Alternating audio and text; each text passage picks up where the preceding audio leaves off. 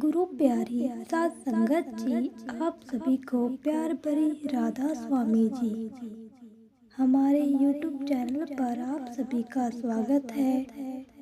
आज जो साखी हम आपको सुनाने जा रहे हैं, कृपया अंत तक जरूर सुने।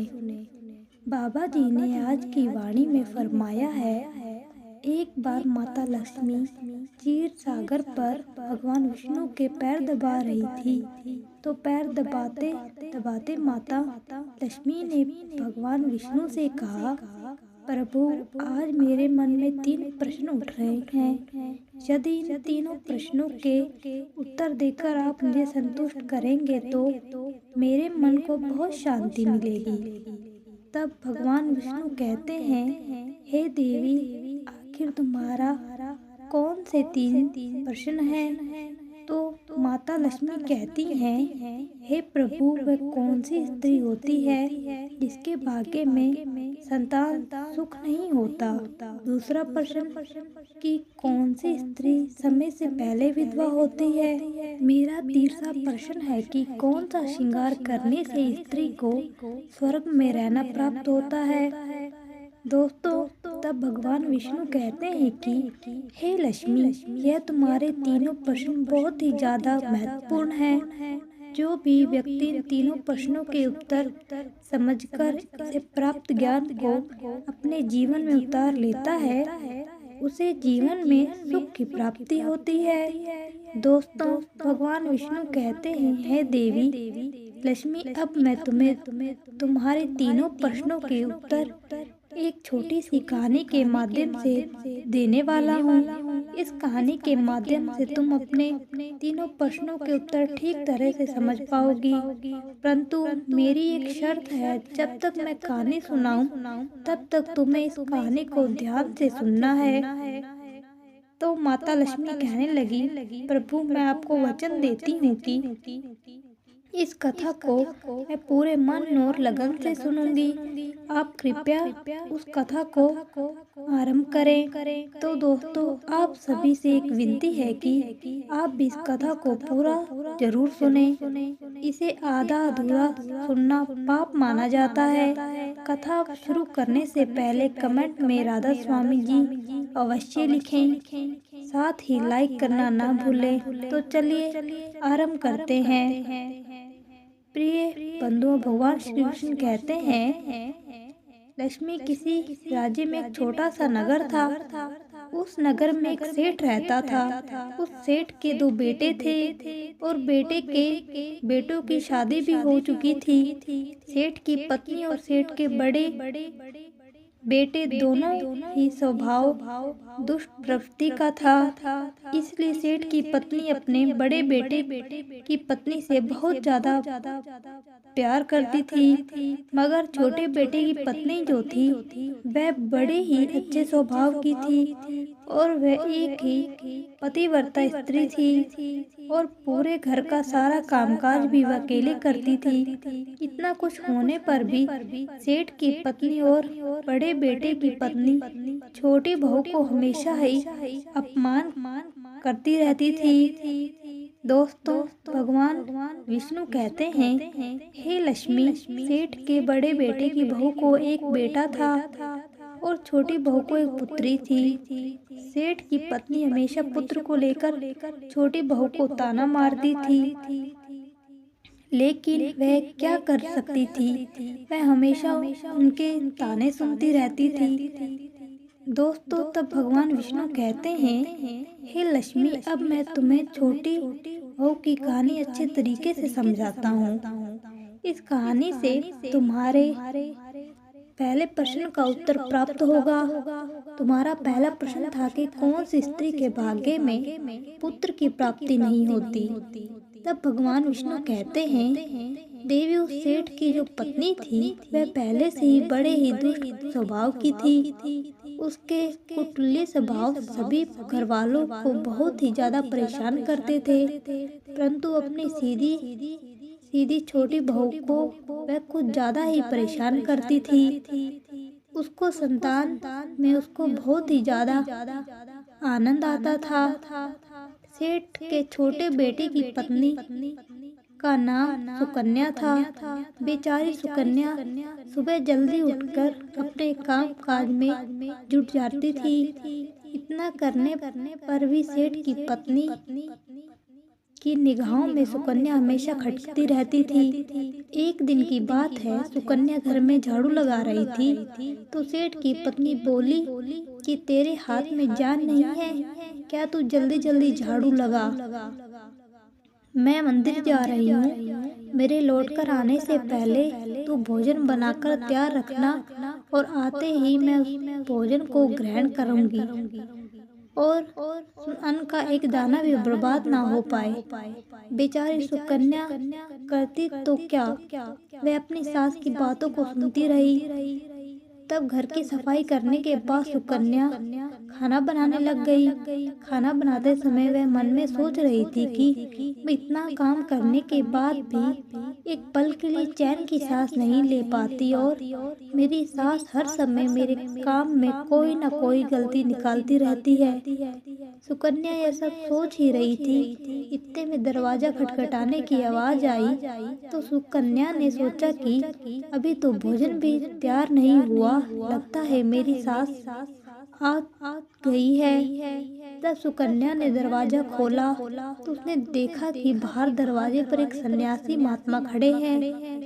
दोस्तों, वे साधु महाराज सुकन्या से कहता है कि बेटी तेरा सुहाग अमर रहे, बाबा को भोजन करा दे, मुझे बड़ी तेजी से भूख लग रही है।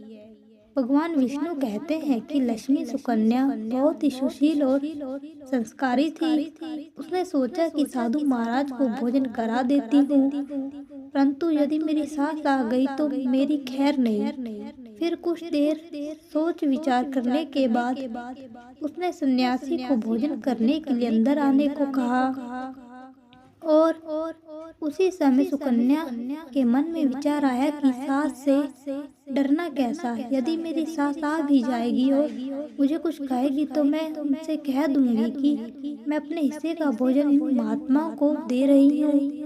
भगवान विष्णु कहते हैं, हे लक्ष्मी। फिर ऐसा सोचकर सुकन्या साधु को अंदर ले गई और अतिथि धर्म का पालन करते हुए उस साधु को भोजन करवाने लगी। अभी साधु भोजन कर ही रहा था कि सुकन्या की सास आ गई और फिर साधु को घर के अंदर बैठा भोजन करते देखकर उसका गुस्सा 7वें आसमान पर चढ़ गया और एकदम से साधु महाराज से कहने लगी, यहाँ पर क्या किस प्रकार का भंडारा या दावत नहीं चल रही है, जो तो राह चलते भीख मांगने वालों को घर में बिठाकर खिला रही है।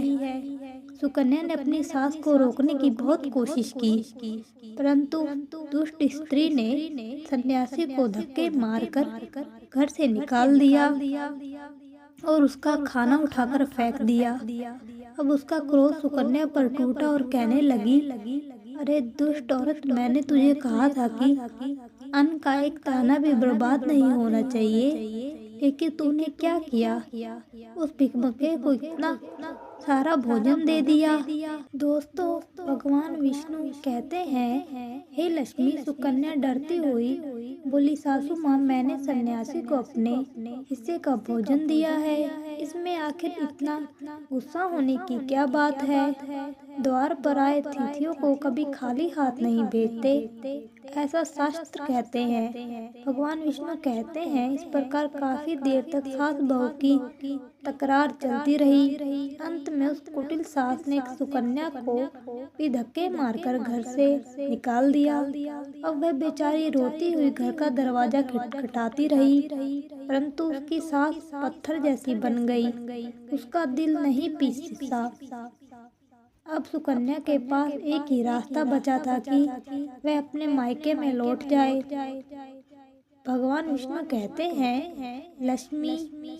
इस प्रकार सुकन्या दुखी होकर अपने मायके के लिए निकल गई और बीच रास्ते में एक घना जंगल भी पड़ता था। सुकन्या भूखे प्यासे तड़पती हुई अपने मायके के लिए चली जा रही थी। तभी अचानक जोरों से बादल गरजने और मूसलाधार बारिश हो गई। भगवान विष्णु कहते हैं बारिश से बचने के लिए सुकन्या ने एक पेड़ की शरण ली, लेकिन वर्षा का वेग इतना तेज था कि बचना मुश्किल हो गया था। अब उसी पेड़ की जड़ में एक कठोर बना था। सुकन्या यह सोचकर उसमें घुस गई कि बारिश रुकने के बाद वह बाहर निकल आएगी और जब तक वर्षा हो रही है वह कठोर के अंदर बारिश से अपनी सुरक्षा कर सकती है। दर्शकों, भगवान विष्णु कहते हैं, हे लक्ष्मी, जब सुकन्या उस पेड़ के कठोर में घुसी तो उस कठोर के अंदर उस एक साधु मिले। फिर संत ने कहा, बेटी रोना बंद करो। मुझसे मालूम है कि तुम्हारे घर वाले तुम्हारे अनादर इसलिए करते हैं कि वह दुष्ट प्रवृत्ति के हैं और तुम्हें ताना इसलिए मारते हैं तुम्हारी जेठानी को पुत्र की प्राप्ति है और तुम्हें अभी तक पुत्र की प्राप्ति नहीं हुई, इसलिए तुम चिंता मत करो। मैं तुम्हें एक पर्ची देता हूँ। इस पर्ची में जो उपाय लिखा है उसे पूरी निष्ठा से करना और फिर एक गुणवान पुत्र प्राप्ति होगी। इस प्रकार वह संत महात्मा पर्ची देकर वहां से चले गए। उधर जब वर्षा बंद हो गई तो सुकन्या को ढूंढता हुआ उसका पति वहां पर पहुंच गया। फिर सुकन्या मायके ने जाकर उसी जंगल में कुटिया बनाकर रहने लगी।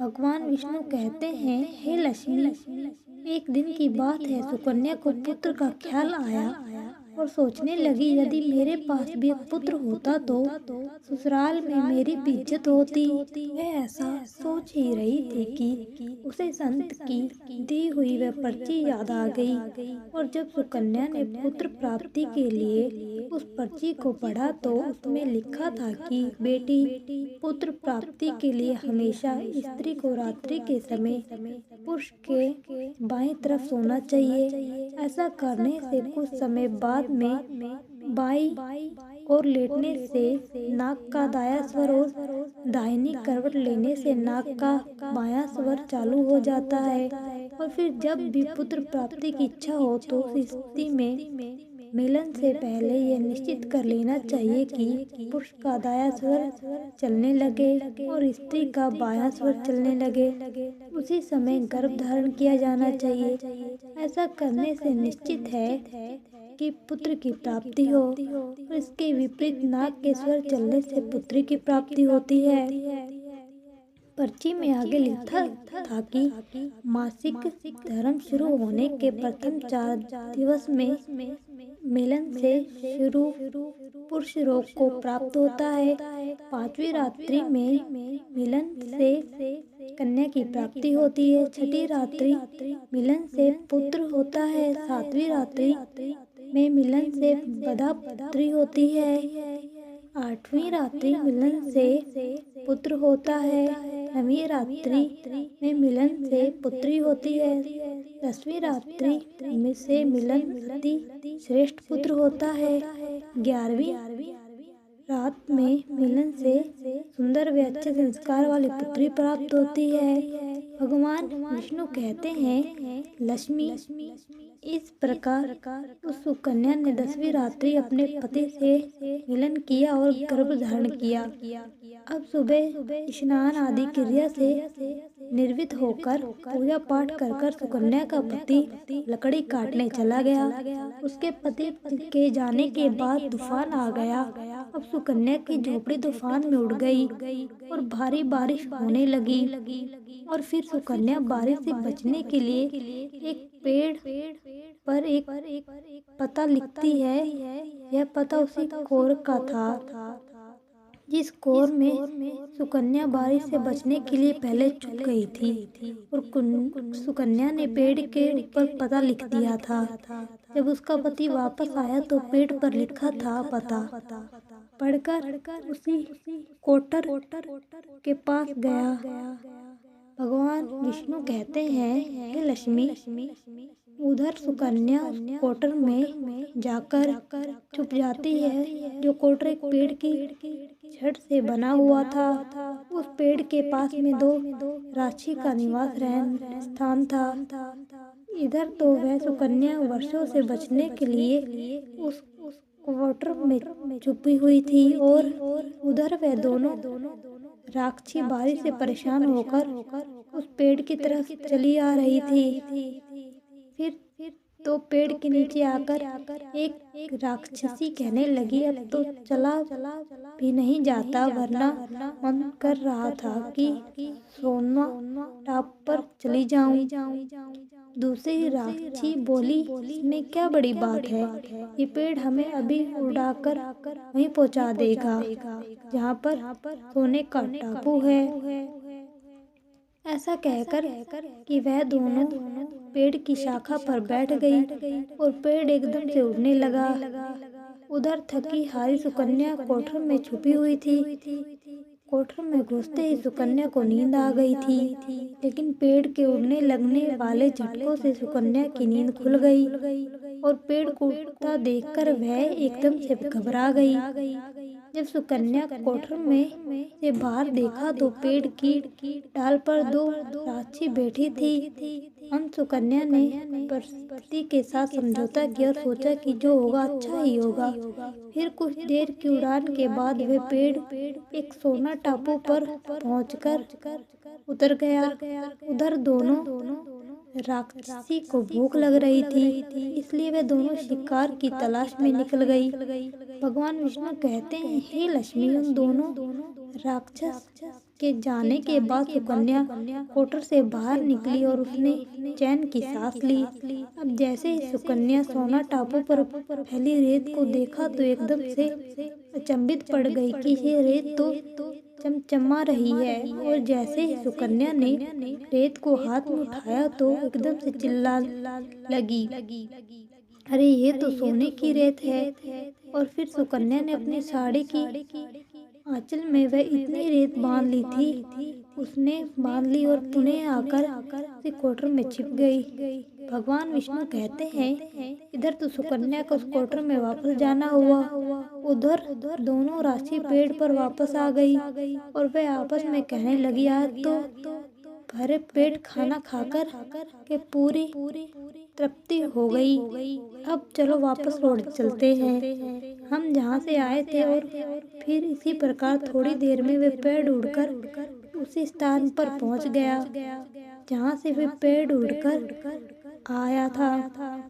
भगवान विष्णु कहते हैं, लक्ष्मी व सुकन्या अब तक उसी कोठर में छिपी रही थी जब तक किसी कारणवश वह राक्षस हंसी उस पेड़ से चल नहीं गई। और जैसे ही वह दोनों उस पेड़ से चली गई, वैसे ही सुकन्या सोने की रेत लेकर उस क्वार्टर से बाहर आ गई। और मैंने मन में सोचने लगी कि इतना सारा सोना देखकर मेरी सासू माँ खुश हो जाएगी और अब मैं अपने ससुराल वापस जाऊंगी और अपनी सासू माँ को इतना सारा सोना दूंगी। फिर वह मुझसे कभी भी नफरत नहीं करेगी और मुझे प्यार करने लगेगी। भगवान विष्णु कहते हैं, हे लक्ष्मी, इधर तो सुकन्या ऐसा सोच रही थी। तब तक सुकन्या का पति सुकन्या को ढूंढता हुआ उसी कोर की तरफ आ जाता है और सुकन्या अपने पति को सारी बात बताती है और अपने पति के साथ वापस अपने ससुराल पहुंचकर अपनी सासू माँ से कहती है, देखो सासू माँ, मैंने आपके लिए क्या लाई हूँ। और ऐसा कहकर वह सारा सोना अपनी सास को देती है और इस सोने कैसा प्राप्त हुआ वह सारी घटना भी अपनी सास को बता देती है। भगवान विष्णु कहते हैं, सोना लेने के बाद सुकन्या की सास एकदम से क्रोधित होकर बोली, अरे मूर्ख औरत, तू बस इतना सा ही सोना लेकर आई है, इतने सोने से क्या होगा, मैं होती तो बहुत सारा सोना लेकर आ जाती। फिर अपनी सास की बात सुनकर वह सुकन्या कहने लगी, माँ जी, हमारी 3-4 पीढ़ियों के लिए इतना सोना काफी है। तो सास कहने लगी, ओ मूर्ख, सोना भी काफी होता है क्या, जितना हो उतना ही कम है। अब देख, मैं जाऊंगी और कितना सोना लेकर आती हूँ। भगवान विष्णु कहते हैं, हे लक्ष्मी, सुकन्या ने अपनी सास को बहुत समझाया, परंतु उस लालची दुष्ट स्त्री के समझ में एक भी बात नहीं आई। उसने सुकन्या की एक भी बात नहीं सुनी और जाकर उसी पेड़ के कोटर में बैठ गई। उधर वे दोनों राक्षसी जैसे ही पेड़ पर आई तो एकदम से वे पेड़ उड़ने लगा। इधर तो पेड़ उड़ता हुआ जा रहा था। उधर वे सुकन्या की सास अब मन ही मन में बहुत खुश हो रही थी कि आज मैं बहुत सारा सोना एक साथ लेकर आऊंगी। भगवान विष्णु कहते हैं, इधर तो सुकन्या की सास अपने मन में खुशियां मना रही थी। उसी समय एक राक्षसी कहने लगी, चलो आज स्वर्ण द्वीप पर ना चलकर मृत्यु द्वीप पर चलते हैं। आज मछलियां खाने का बहुत मन कर रहा है। और फिर जैसे ही राक्षस ने मछली खाने का मन बनाया, वैसे ही वे पेड़ मत्स्य दब की तरफ उड़ चला। भगवान विष्णु कहते हैं, हे लक्ष्मी, इस प्रकार राक्षस की बात सुनकर कठोर में बैठी लालची स्त्री स्वयं पर संयम नहीं रख सकी और एकदम से बोल पड़ी, अरे तुम सोना टापू क्यों नहीं जा रही हो? मत्स्य द्वीप मत जाओ, सोना टापू पर चलो। अब जैसे उस लालची स्त्री इतनी आवाज दी तो राक्षस, इसमें कोई जरूर छिपा बैठा है। और उन्होंने एकदम से जैसे ही कोटर में प्रवेश किया और फिर जैसे ही उन दोनों राक्षसी लालची स्त्री को देखा तो एकदम से उसे उठा पेड़ से नीचे फेंक दिया। धरती पर गिरते ही उस लालची स्त्री की मौत हो गई। अब जैसे ही सूचना उसके घर वालों को मिलती है तो स्त्री का पति यानी सुकन्या का ससुर सुकन्या के पास जाता है। उसे कहता है, बेटी, मैं तो उसे पहले ही समझाता था कि तू ऐसा काम मत कर। कभी भी किसी को लालच नहीं करना चाहिए और बहू बेटी की तरह होती है, उनको प्यार देना चाहिए। अगर उनसे मेरी एक भी बात नहीं मानी और उसके कर्मों का फल आज उसे मिल गया। अगर कहानी अच्छी लगी हो तो चैनल को सब्सक्राइब करें। राधा स्वामी जी।